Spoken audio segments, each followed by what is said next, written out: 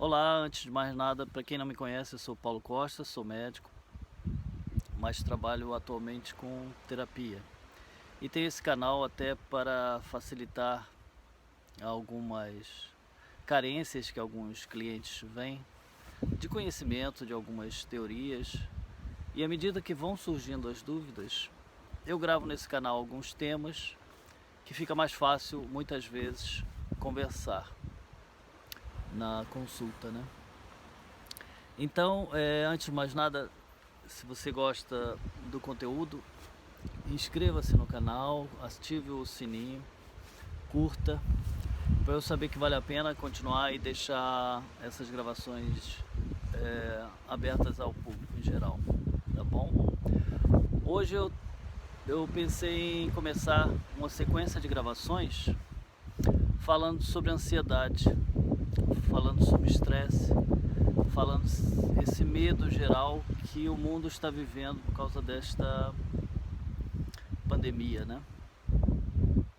E como trabalhar isso e como ajudar as pessoas a raciocinar melhor e ser mais focada e pensar sem tanto medo, né?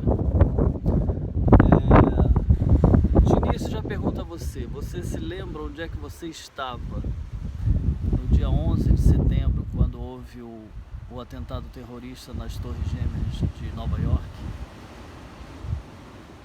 Quando a gente faz essa pergunta, praticamente 100% das pessoas se lembram onde estava, o que estava fazendo exatamente.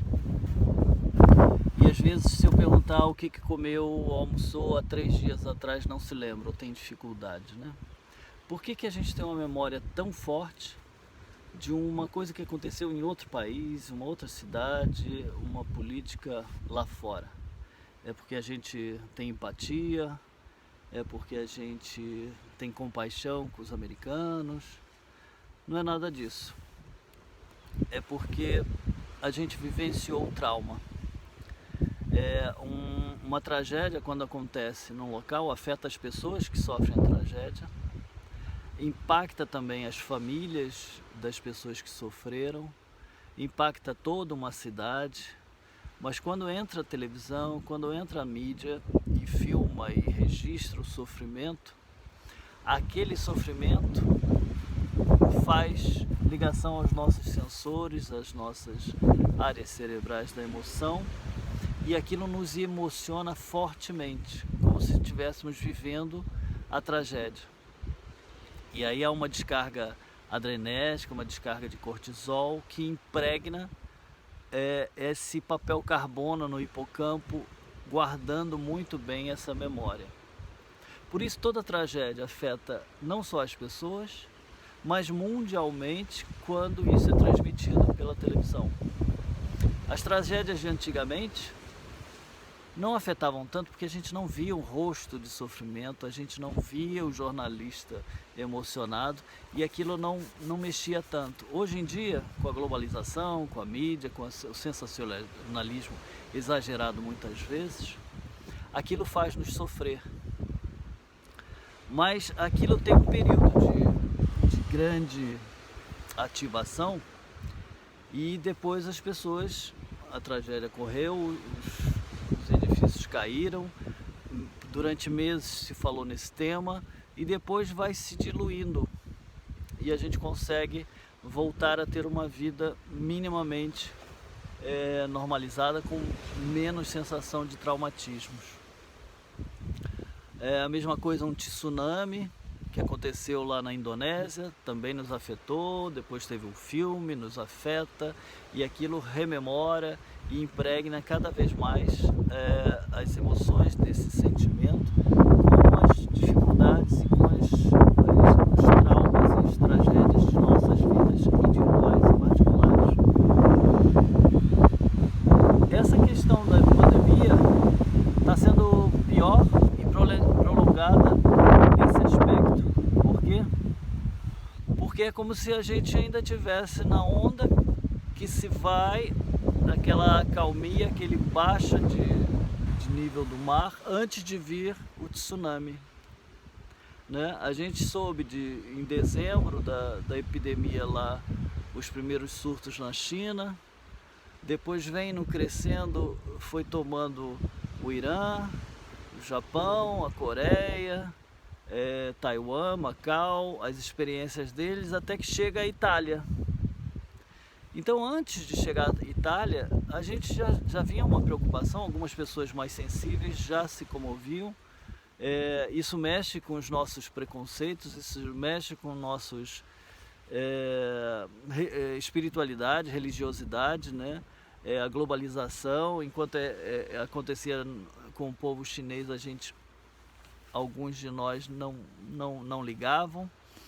Quando acomete a Itália, e quando acomete massivamente e a mídia começa a trazer informação, a internet começa a trazer informação de sofrimento, a Itália, por termos grande ligação de imigrantes italianos no Brasil, faz parte do nosso inconsciente coletivo, é muito mais presente, né?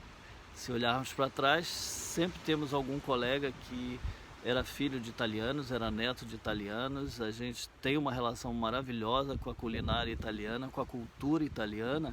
Então, isso mexe muito conosco e nos afeta, e nos comove. E não queremos sofrer isso, né? Só que isso vem num crescendo e não chega ao Brasil. Os primeiros casos começam e a gente está num estado constante de ansiedade, elevando e mantido desde esse momento. Para algumas pessoas, eu estou generalizando, né? Para algumas pessoas é mais tranquilo, para outras é muito mais apavorante, mas a grande média vem num estado crescente de estresse mantido. Quando você consome notícias o dia inteiro, não tem como ter horários para trabalhar, quando te remetem a um isolamento obrigatório em casa, em que você quer fazer outras coisas e não consegue, fica absorvido pelas informações da internet. São áreas que muitas vezes não dominamos, mesmo quem a gente acha que conhece. Há conflitos de pensamentos, de epidemiologistas, de políticos, e isso entra no embate de luta e fuga, do simpático, de agressividade, e que só aumenta essa descarga adrenérgica no nosso corpo. E o nosso corpo não foi feito para lutas 24 horas por dia durante tanto tempo. Isso nos remete ao quê? Só quem sofre esse tipo de estresse são as pessoas de profissões de risco, são os soldados na guerra. Imagina meses, anos entrincheirados na Primeira Guerra Mundial, que ficavam soldados à espera do conflito a qualquer momento.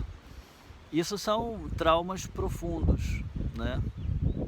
Então, o que eu venho aqui nessa sequência de vídeos é ser frio.